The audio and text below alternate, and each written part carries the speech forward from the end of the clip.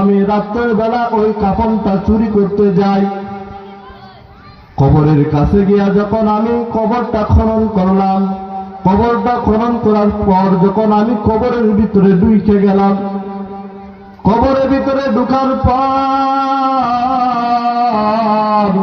লাশ থেকে যখন কাফনটা খুলে নিলাম, খুলে নেওয়ার পর লাশের দিকে তাকিয়ে দেখি এমন সুন্দরী এক নারী, এমন সুন্দরী এক মহিলা, যুবতী মহিলা দুনিয়াতে আমি আর কোনোদিন দেখি নাই। ইয়া রাসূলুল্লাহ, আমি কাফনটা নিয়ে আমি কবর থেকে বের হয়ে গেলাম। আমি যখন কবর থেকে বের হয়ে চলে যাইতে লাগলাম, কে জানি আমার কানের মধ্যে আয়সা বলতে লাগলো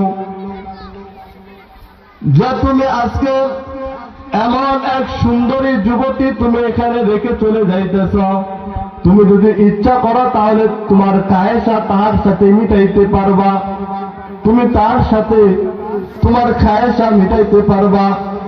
ইয়া রাসূলুল্লাহ, আমার কানের মধ্যে যখন এরকম একটা আওয়াজ আসলো, আমিও মনে মনে ভাবলাম কথাটা তো সত্যই, এত সুন্দরী মেয়ে, এত সুন্দরী যুবতী মেয়ে আমি তো দুনিয়াতে কোনোদিন পাবো না। ইয়া রাসূলুল্লাহ, আমি আবার খবরের মধ্যে চলে গেলাম।